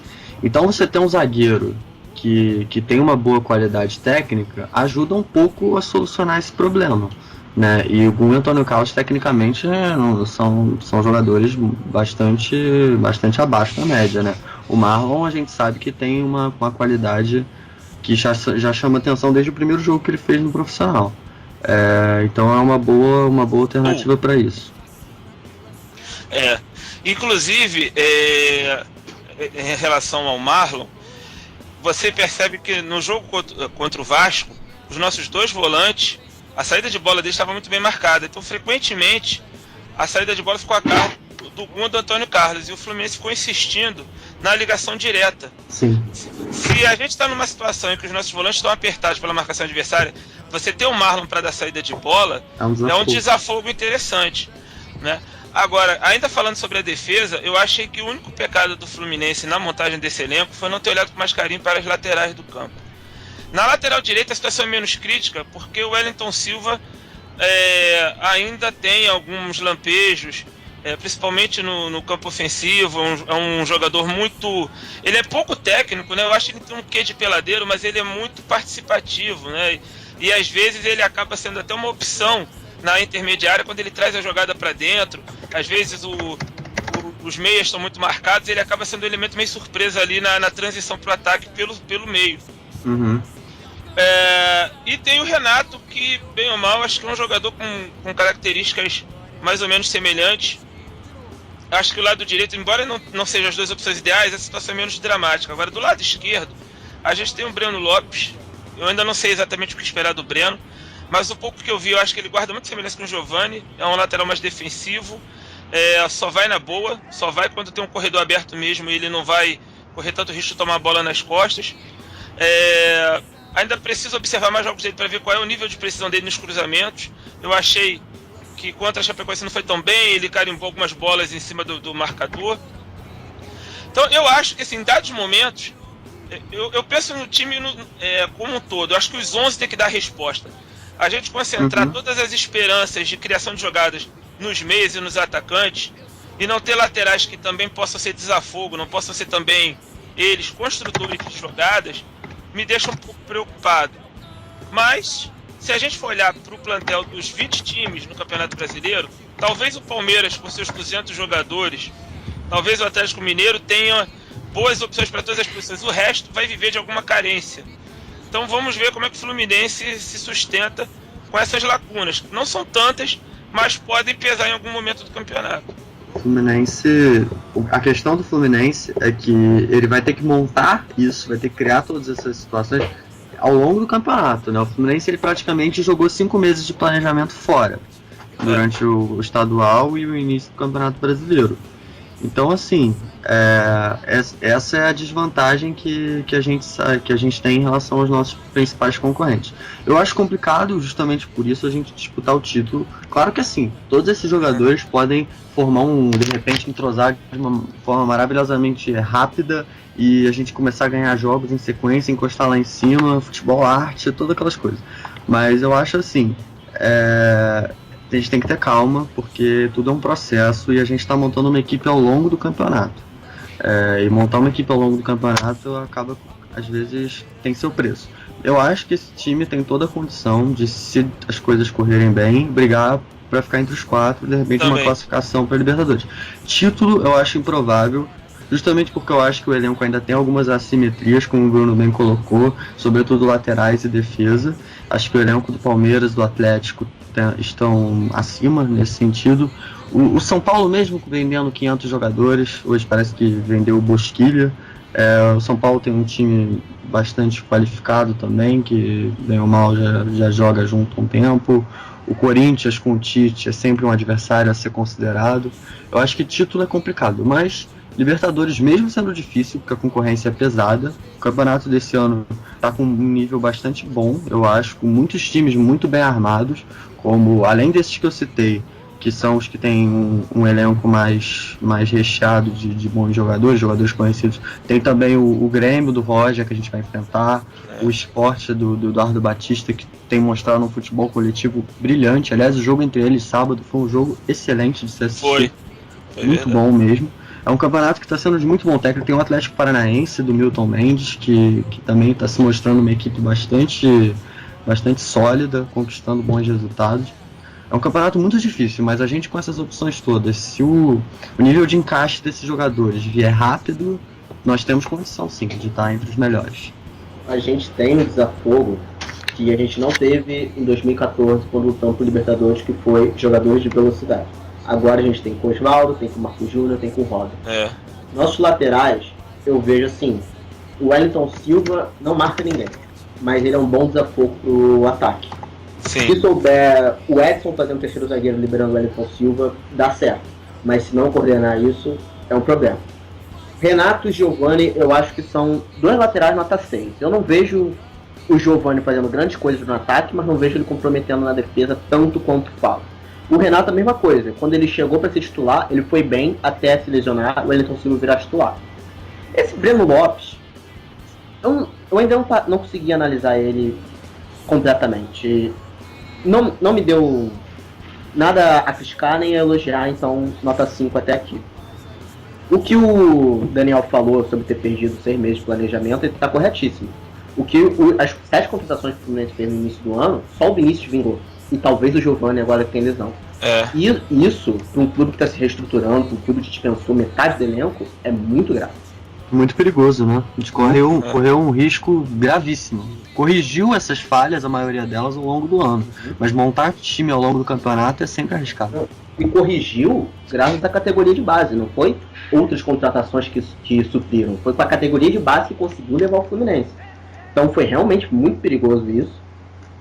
E se consertar esses problemas, eu acho que eu não vejo o Renato desbancando o Wellington Silva e gostaria que a diretoria procurasse outro lateral esquerdo, porque eu não confio nesse Breno Lopes. Mas com tudo isso, com as opções que a gente tem, se ajeitar a defesa, eu acho que Libertadores a gente tem condição sim. Até pela Copa do Brasil também, né? Não só o Brasileirão, mas como a Copa do Brasil também. Tem mais um torneio a disputar aí. Os comentários aqui em relação ao time, o amigo do Daniel, CRBG Moraes 11, diz aqui: o Fluminense seria Cavalieri, Wellington Silva, Marlon e Giovani, Edson, Jean, Osvaldo, Ronaldinho e Gerson, Fred no ataque, formação 4-2-3-1. O Cabeça diz aqui: uma boa escalação também seria o 3-5-2. Cavalieri, Marlon, Jean de lateral direito? Jean na zaga? Eu não entendi aqui, Cabeça. Depois você explica aqui, eu não consegui entender aqui. Enfim, eu vou dizer aqui, eu acho que faltou algum jogador, não sei. Cavalieri, Marlon, Jean, Pierre, Edson, Cícero, Marcos Júnior, Ronaldinho, Osvaldo e Fred. Pô, não sei quem colocaria aqui na zaga. Deve ser o Pierre, né? Talvez. Talvez sim. Enfim, o problema de se você jogar no 3-5-2 é que vai ser Antônio Carlos e Marlon. Aí vai pra reserva, vai João Felipe e Vitor Oliveira? Henrique também, né? Tem o Henrique. Tem o Henrique que é o melhorzinho, mas... Pô, o Henrique perto do João Felipe é um Hummels. Eu até eu ia falar do Henrique e acabei esquecendo. O problema do Henrique pra mim é a maneira como ele corre, não me inspira nenhuma confiança. Parece que alguém amarrou um elástico. Parece que joga de calça jeans, cara. Exatamente. Exatamente isso.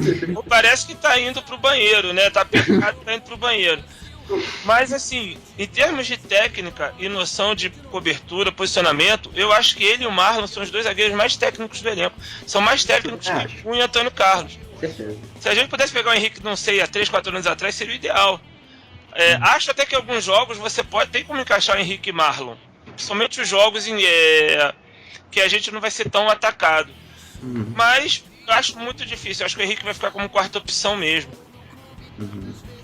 O Henrique veio pro Fluminense como o melhor zagueiro do campeonato francês. Exatamente. Ele já vinha sendo cogitado no Fluminense alguns anos atrás, né? Já não tinha sido a primeira vez. Já o Zum, esse nome já vinha rondando Laranjeiras há pelo menos 1 ano e meio, assim, que eu me lembro. Então, e ele com o Cristóvão tinha uma característica também que me preocupava um pouco, que o Henrique ele tem uma certa marra. Às vezes ele sai jogando como se ele fosse o Beckenbauer, né? Então, às vezes, ele vai, tenta um lançamento difícil, tenta um passe vertical difícil e arma contra-ataque. Contra o Vitória, ano passado, aconteceu isso. Ele tentou sair jogando, aí quando o Vitória interceptou a bola, ele voltou correndo estilo Canal 100, cara, sabe? Slow motion. Assim.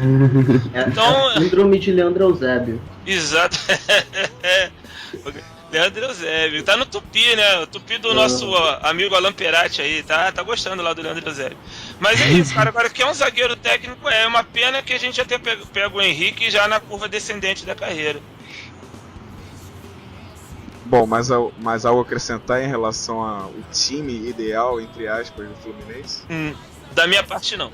Olha, eu acho que independente da formação escolhida, eu concordo com as observações de vocês quanto à defesa. Acho que a zaga, sinceramente, é Marlon e mais um. O Marlon é um cara que no futuro tem tudo para ser assim, brilhante, jogador de nível top assim, na Europa daqui a uns anos. Acho que o Marlon tem que ser lapidado, tem que ser aproveitado o máximo que puder enquanto estiver aqui no Fluminense, antes que a gente perca e lamente por não ter aproveitado tanto. O que eu acho que a gente tem que ressaltar é o seguinte: o futebol é um esporte coletivo, então quando a gente tem o Ronaldinho Gaúcho, que é um jogador que sem a bola não costuma contribuir muito, a disciplina dos outros 9 jogadores de linha, eu incluo o Fred nessa, tem que ser máxima. Assim, o Fred mesmo tem que fazer um esforço para tá bem colocado ali, se não fazendo o primeiro combate, eu não vou exigir isso dele, mas está sempre ali bem posicionado, à frente das linhas, bloqueando espaços, e os outros jogadores com atenção máxima, porque sem a bola, o futebol também é jogado sem a bola, e tendo um jogador que a gente sabe que tradicionalmente não participa muito do jogo, o que é uma coisa meio atrasada em relação ao futebol de hoje, né? É uma coisa que eu era muito reticente sobre o Ronaldinho, eu inclusive não era a favor da sua contratação, agora torço para dar certo e tal, sou o seu fã número 1, mas eu antes não era favorável. Mas agora que veio, a gente espera que o resto do time consiga uma boa compactação, uma boa disciplina, pra gente não sofrer defensivamente, porque eu não quero ver o Fluminense sendo aquele time que faz 5 leva 3 ou faz 3 leva 5 aleatoriamente todo jogo. Eu espero que a gente continue tendo esse time sólido, bem compactado, com inteligência dentro de campo que a gente tem visto até agora. Espero que isso não mude, e com mais qualidade técnica. Eu só peço que o Henderson tenha punho para segurar todo esse elenco, segurar Fred, segurar Ronaldinho, duelo de ego, o Cícero reclamando de banco ou não jogando na posição correta. Eu só torço pro Anderson ter esse punho para esse time do Fluminense não se perder. Que ele tenha a lucidez para lidar com todas as situações e os obstáculos que vão aparecer. Se houver algum problema, o Fernando Simone chega no vestiário com aquela cara de simpático dele. Resolve logo o problema. Bom, antes da gente passar para a próxima pauta, tem 2 coisas a falar. A primeira é para mandar um abraço pro Luiz Noel, que também é do Bate-Papo Tricolor. Pediu também para mandar um abraço pro irmão dele, Pedro Noel, que infelizmente é vascaíno, mas está ouvindo o programa junto com ele. Um abraço pro Noel, pro Pedro Noel, irmão dele. Enfim, outra coisa que eu quero falar aqui: Fluminense hoje, 7º colocado do Brasileirão, a 5 pontos do líder Atlético Mineiro. Adivinha quem está chorando pelo Fluminense poder jogar em Brasília contra o Avaí? Só um questionamento. Atlético Mineiro. Aquele que fez mosaico pra gente? A sua torcida maravilhosa do Atlético Mineiro está chorando na internet a possibilidade de venda de manto de Inacreditável. campo do Avaí. Inacreditável. Líder do Brasileirão, a 5 pontos do Fluminense, que está em 7º lugar. Ganhou de 4 da gente, cara. Um time melhor que o nosso. Exatamente. Torcida do Atlético Mineiro fazendo um chororô danado na internet. Amigos, uma pergunta: isso é medo ou é respeito? Realmente eu não consigo entender. O São Paulo, Atlético... o São Paulo tá na briga aí, o Vasco vendeu o mando, né, pra Brasília, tomou de 4-0 e não, o Vasco perdeu o mando. O Vasco não vendeu, não. O Vasco perdeu. Perdeu? Teve um problema no jogo lá em São Januário e eles perderam o mando. Quem vendeu foi foi a Ponte Preta pro Palmeiras. Isso foi menos de mando. E o Palmeiras é um concorrente bem mais direto do Atlético Mineiro, né? É verdade. Eu não vi nenhum choro quando a Ponte Preta vendeu o mando pra Cuiabá. Eles têm um trauma com a gente por causa de 2012, cara, que é uma coisa mal resolvida, é uma dor de corno mal resolvida, cara. O Atlético Mineiro ganhou Libertadores em 2013, ganhou Recopa... Não, foi 2013, sim. Ganhou Libertadores em 2013, ganhou Recopa em 2014, ganhou Copa do Brasil em 2014, e eles ainda têm birra com o Fluminense, que está a 5 pontos deles no Campeonato Brasileiro. E sabe o que é pior? 2 horas atrás, o Avaí já mandou um comunicado falando que não vai mais vender o jogo. O pessoal está elétrico na timeline, acusando o Fluminense de ter comprado, sendo que o Avaí já falou que recebeu a proposta de 700 mil, mas não vai vender o jogo para Brasília. Cara, o que eles estão chorando é porque eles acham que o Fluminense que tá por trás dessa proposta de ter vendido o Então a gente compra todos os times que são que a gente vai jogar de visitante. Não é assim que funciona o futebol. O pessoal O tá Fluminense viajando. o Fluminense parece que é o protegido da CBF, né? O poderoso chefão do futebol brasileiro. A gente sem Unimed tá comprando mando de campo, eu não tô entendendo. O respeito tá em alta aqui, cara. Inacreditável. Não, sério. Enfim, era só esse adendo que eu queria fazer no Inclusive- programa, porque, sim. Só fazer um alguém comentário falava? sobre essa possibilidade. Inclusive, eu achei bom o Avaí não ter vendido o mando, porque eu sou um grande crítico dessa prática que se tornou muito corriqueira no futebol brasileiro. Eu comentei isso hoje no meu Twitter até. De times, geralmente times médios, venderem mando para times de mais torcida, para arrecadar renda e tal.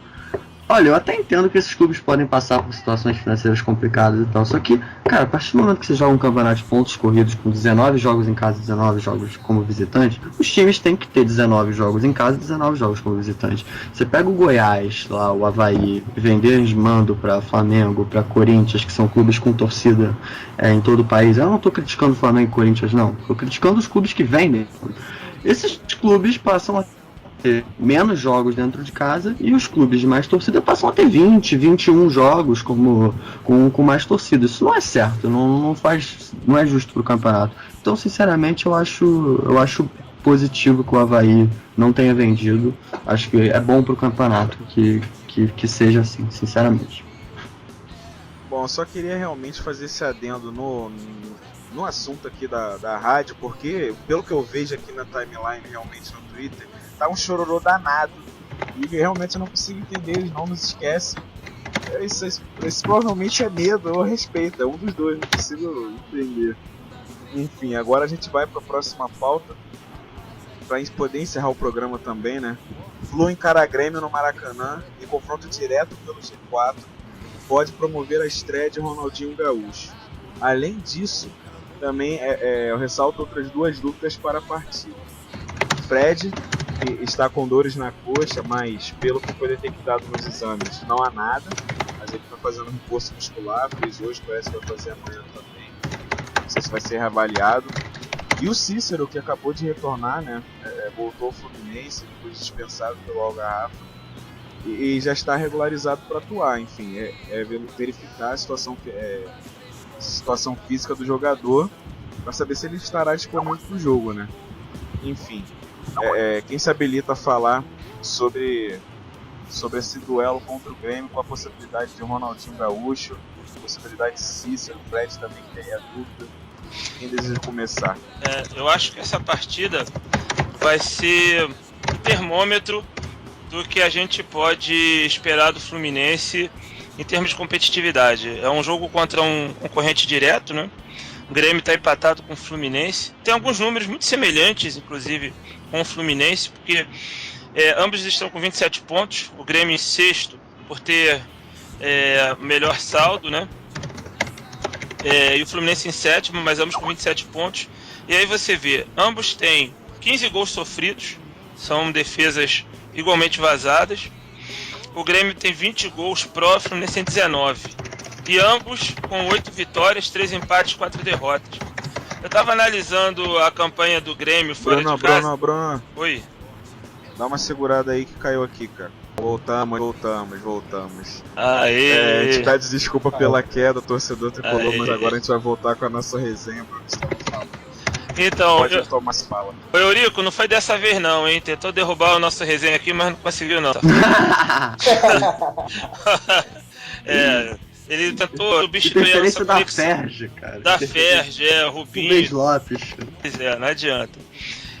Então tava falando que Fluminense e Grêmio fazem o famoso jogo de 6 pontos, né?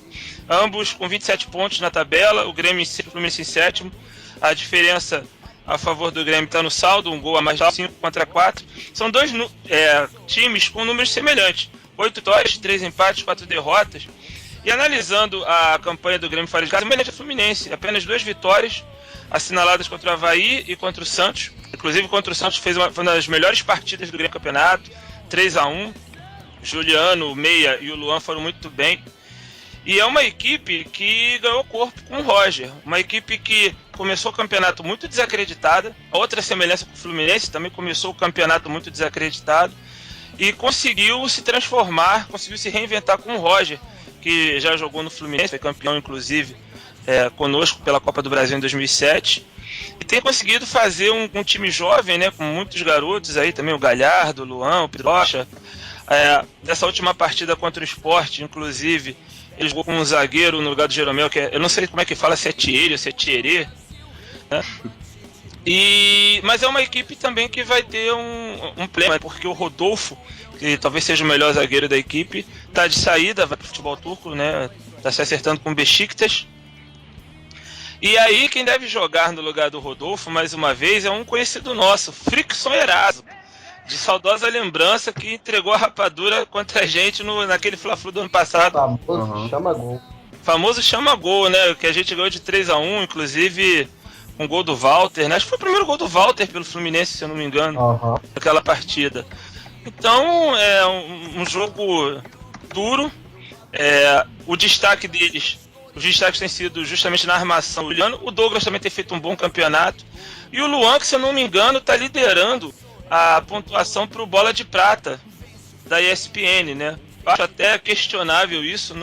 Ele está fazendo um bom campeonato, mas não sei se é a ponto de liderar o Bola de Prata. Mas é um jogo duro, é uma equipe com a qual a gente não tem um bom retrospecto. Nos últimos 6 jogos foram 3 empates e 3 vitórias. Já faz algum tempo que a gente não consegue triunfo em cima do Grêmio. Tomara que seja agora, com a estreia quem sabe, do Ronaldinho. Resta saber em que condições ele vai jogar, né? Duvido muito que ele consiga jogar os 90 minutos. Mas espero que ele jogue o tempo suficiente para dar uma consistência maior no nosso meio de campo e ajudar. Partida também que assinala a volta do Gerson, né? Então vai ser interessante ver essa dupla aí na armação das jogadas, Ronaldinho e Gerson. 5.000 ingressos vendidos até agora, indica que a torcida do Fluminense está animada. Os treinos também têm sido muito animados, né? Parece que hoje deu mais gente ainda do que no primeiro treino do Ronaldinho. Tomara que ele consiga corresponder às expectativas. Deu 5.000 agora, mas se o Ronaldinho confirmar que ele vai estrear, vai lutar. Isso é certeza. Eu acho o Grêmio, talvez, a metamorfose estadual brasileiro, a melhor até aqui, superior até o Atlético Paranaense, que estava no quadrangular do rebaixamento. O time do Roger, comparado ao time do Felipão, é muito, mas muito bem armado. E se você for ver peça por peça, não é um time espetacular, mas é muito bem armado. Eu acho que, junto com o Atlético Mineiro, junto com o Palmeiras, é o melhor time, é um time melhor armado do Brasileirão. O Fluminense tem condição de ganhar, exatamente pelo que falaram, pelo que eu falei. Não tem uma grande peça, mas fora de casa eles não têm um bom retrospecto assim. Se o Fluminense souber usar a sua qualidade, do seu diferencial, dá pra sair com a vitória do Maracanã. É verdade. Inclusive, a última partida dele fora de casa foi contra o Flamengo. O Flamengo também, que não tá jogando um futebol de encher os olhos e perder por 1-0, né? Tudo bem que criaram algumas chances de gol, o Flamengo deu um pouco de sorte, mas perderam, né? E também não tiveram sorte contra o São Paulo, também por 1-0. Então não acho que o Grêmio seja esse bicho para pôr fora de casa. Mas o Fluminense tem que... Não acredito que vão dar muitas oportunidades de gol. Então a efetividade do nosso ataque vai ser fundamental. Tomara que o Fred esteja em condições de jogo. Ao que tudo indica, foi uma dor muscular que ele teve. O exame não apontou lesão. Então tomara que ele possa reforçar o nosso ataque. Olha, eu acho assim, é um jogo muito perigoso, até porque o Grêmio tá num momento parecido com a gente, não só em termos de pontuação, mas é um time que não vence, não vence 2 rodadas, Fluminense, e é um time que coletivamente tem se mostrado muito forte, né? O time do Grêmio, com o Roger, como o Marcelo colocou, foi uma evolução absurda, coletivamente falando, taticamente falando, praticamente com os mesmos jogadores, o time evoluiu muito, sabe, como conjunto. Gente, o pessoal tá comentando, desculpa interromper, o pessoal tá comentando que tá com problema na transmissão. Bom, pelo que eu vejo aqui, Daniel, a gente está conectado, tanto que o aplicativo ainda estava rodando. Eu peço o pessoal atualizar, realmente está online. Está funcionando, abriu o aplicativo ainda aqui. Eu pedi, mas... Bom, então se está online, acho que não tem muito que a gente possa fazer realmente. Deve ter chegado algum problema. Bom, continuando. Inclusive um ouvinte aqui confirma com a gente, tá rolando, estou ouvindo. Beleza. Então beleza, então tá certo. Então vou continuar de onde eu parei. Coletivamente é um time que tem se mostrado muito forte, com as mesmas peças praticamente que o Filipão tinha, joga um futebol 50 vezes melhor. É um time que se caracteriza por toques rápidos, muita movimentação das peças de frente. O próprio Douglas, que é um jogador que dos clubes onde passou geralmente se caracterizava por ser um jogador mais parado, de pouca ação, também tem se movimentado mais. É um time, assim, é um trabalho muito, muito bom que o Roger vem fazendo. O nosso querido Roger, que fez o gol do título 2010, né? Um cara que eu torço muito para dar certo na carreira de treinador, mas espero que a gente consiga vencer o time dele no sábado. Mas tenho certeza que vai ser um jogo muito difícil. Como o Bruno colocou, os jogos contra o Grêmio ultimamente não tem sido muito boa lembrança da gente, né? Vencemos desde 2011, eu acho. Aquele 5x4, se eu não me engano, no Engenhão, que o Fred fez 4 gols. Foi a última, eu acho. 2012 a gente não venceu, 2013 não, 2014 também não. Pois é um ótimo teste para esse grupo, independente de Ronaldinho ser jogando, que eu acho sinceramente improvável. Independente disso, é um ótimo teste para esse grupo tentar se reencontrar depois dessas 2 derrotas, que principalmente a clássica talvez fosse inesperada, né, pelo momento que viviam as 2 equipes. Perder em Chapecó não é nenhuma tragédia. A derrota do clássico foi uma derrota muito dura. É uma boa oportunidade de frente para a nossa torcida a gente recuperar essa moral e voltar a ver. Porque no bolo a gente ainda tá. A gente tem que colocar isso na cabeça, apesar das 2 derrotas, é motivo para pânico. Porque no bolo de cima a gente ainda tá. E assim, ficar no G4 na rodada 15 não quer dizer nada. A questão é ficar no G4 na rodada 38, é isso que importa. Tudo bom, acesso. É o famoso jogo de 6 pontos, literalmente. Por quê? Eu vejo brigando título Atlético Mineiro e Palmeiras. Então já são 2 vagas. Aí você tem Corinthians, tem o Grêmio, tem Fluminense, tem São Paulo, que são os que vão brigar por Libertadores. Até o final do campeonato, ponto agora vai fazer diferença. A gente, em 2012, viu isso, que cada ponto contava. Ganhar não é só ganhar hoje, ganhar um concorrente do título depois de derrota em clássico, depois de uma derrota como foi em Chapecó. Acho que se ganhar do Grêmio, além de elevar a moral, já bota a gente vencendo esse jogo de 6 pontos, bota a gente muito bem no campeonato. Bom, pra gente poder encerrar o programa, aí eu vou pedir o palpite de vocês em relação ao placar da partida de sábado. Começa aí. Eu acho que vai ser 1x0. 1x0 polêmico, gol de pênalti, Fred. O pênalti vai ser bem assinalado, mas vai gerar polêmica, chororô da imprensa gaúcha. E a gente vai segurar nos minutos finais, dando picuda pra todo lado, mas a gente vai ganhar. 1x0. Baldasso vai falar da gente? Quem? Baldasso. Baldasso. Não, Baldasso, Fabiano Baldasso. Fabiano Baldasso. Mito, são mitos. Entre aspas, jornalista. Mas ele é gaúcho. gremista mesmo? Ele é gremista ou ele é pró Rio Grande do Sul apenas? Ninguém sabe na verdade pra que time torce, né? Ô Baldasso, eu espero que você esteja ouvindo aqui a nossa resenha. Isso é muito improvável, entendeu? Vai catar coquinho, rapaz. Teu recalque bate aqui e volta, rapaz. Beijinho no ombro pra você. Cara, eu acho que assim, imprensa gaúcha é o de menos, cara. A questão é a imprensa mineira, cara. Você viu quando teve o negócio do Fluminense, aquela jornalistazinha mequetrefe da Bandeirante de Minas Gerais contando que o Fluminense foi prejudicado? Tá. Acho que a imprensa mineira que defende os clubes de lá, e sobretudo o time lá Chorão, que odeia o Fluminense, acho que são eles que mais reclamariam se o Fluminense ganhasse com alguma polêmica, sinceramente. Cara, eu tenho pra mim que o... Oi? Estão tomando as dores do Avaí agora? Com certeza, se tiver contra o Grêmio, vão tomar. É muito altruísmo, né? Se preocupam muito com os outros, é verdade. Mas o Atlético Mineiro tem uma tese que depois que eles ganham a Libertadores, vai ser igual o Campeonato Brasileiro, sabe? Vai ser aquela daqui a 40 anos. Quando você falar que o Atlético Mineiro ganhou uma Libertadores, ninguém vai acreditar. Caramba, é mesmo. Porque é igual o brasileiro, né, cara? Os atleticanos de hoje só conhecem o título de 71 por vídeo do Canal 100, vídeos antigos que alguém disponibilizou no YouTube. Eles não têm mais ideia do que é ganhar um brasileiro. Então aquele título de 2012 que eles perderam, acho que está mais vivo na memória deles do que a Libertadores. Porque eles iam sair de uma fila de 41 anos, cara. Eu realmente imagino a dor de corno que é imagina você tá cruzando o deserto por 41 anos, como se você vê um oásis o Asis desaparece. Deve ser uma sensação parecida. Cara, é tipo, o título da Libertadores deles é tipo o título do Argentinos Juniors, sabe? O que é isso? Olha isso no passado, tá ligado? É um time médio da Argentina, é uma hecatombe, tá ligado? Aquele time ter ganho a Libertadores uma vez. É mais ou menos parecido, sinceramente. A gente vai saber se foram eles que ganharam ou foi o Ronaldinho Gaúcho. Se a gente for campeão ano que vem, a gente já sabe que o fator principal foi o Ronaldinho Gaúcho.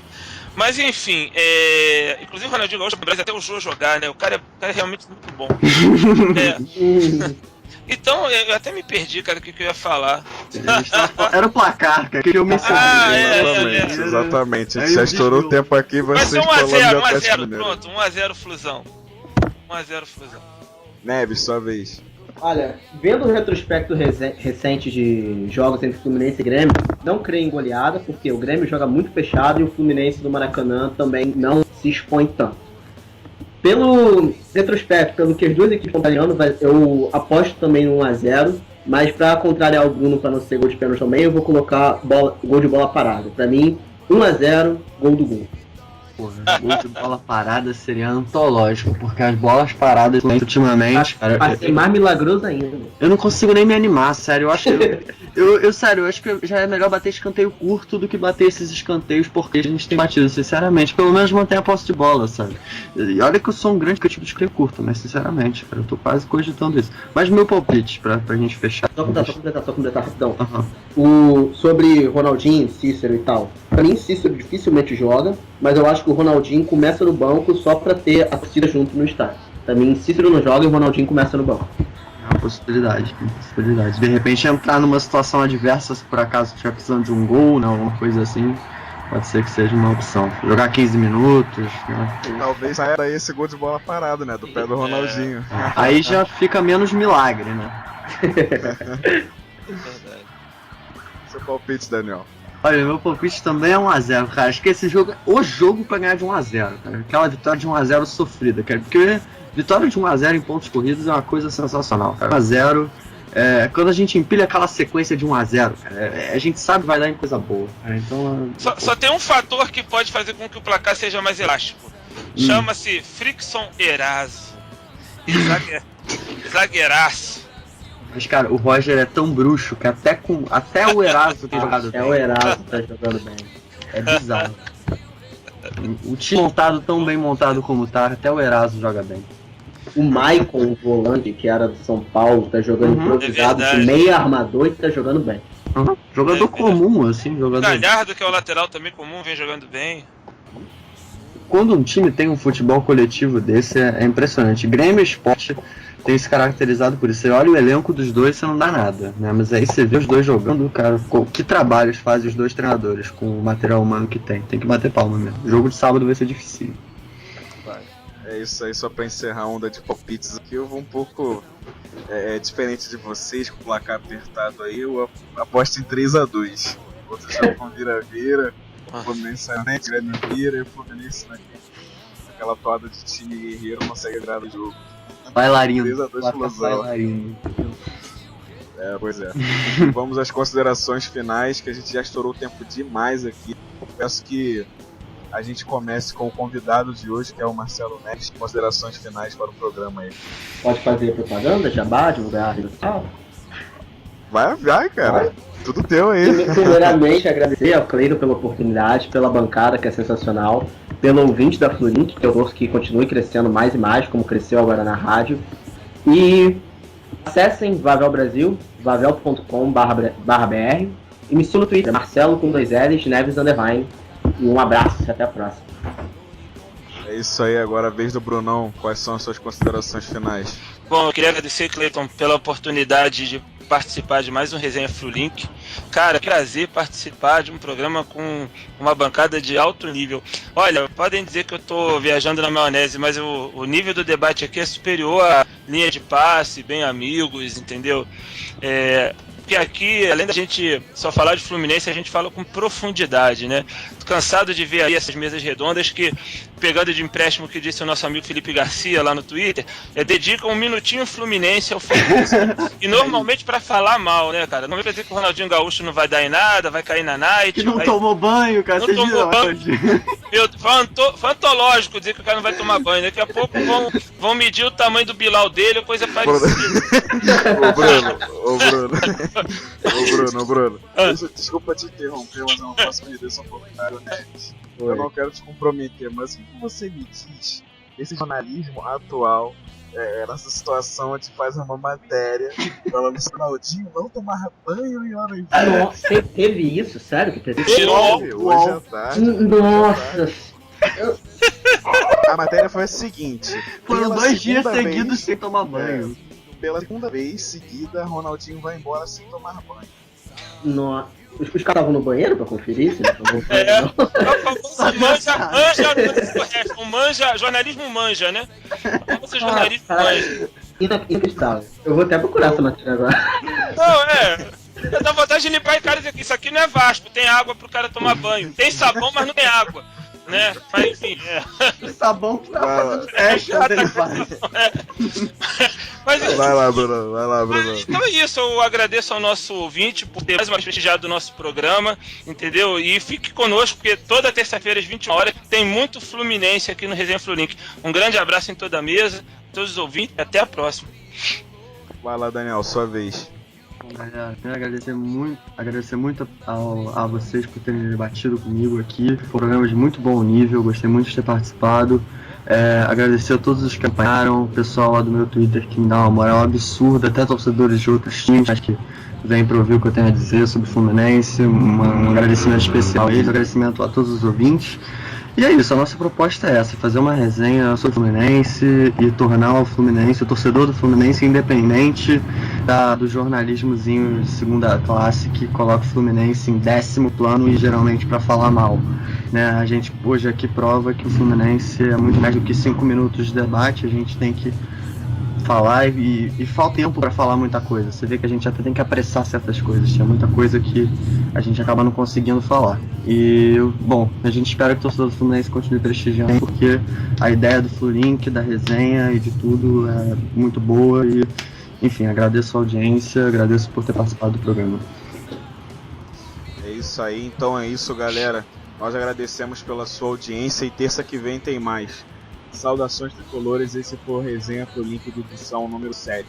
Tchau. Vitórias mil, é isso aí.